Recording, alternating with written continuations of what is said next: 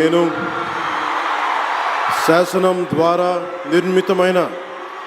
భారత రాజ్యాంగం పట్ల నిజమైన విశ్వాసం,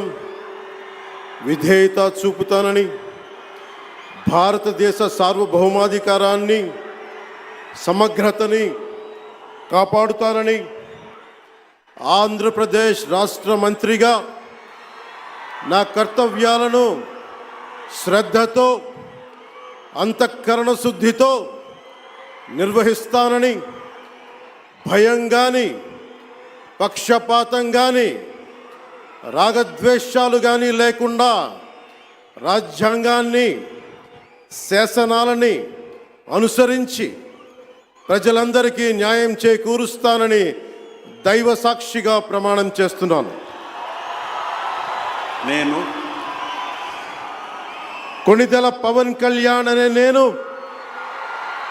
ఆంధ్రప్రదేశ్ రాష్ట్ర మంత్రిగా నా పరిశీలనకు వచ్చిన లేదా నాకు తెలియవచ్చిన ఏ విషయాన్ని,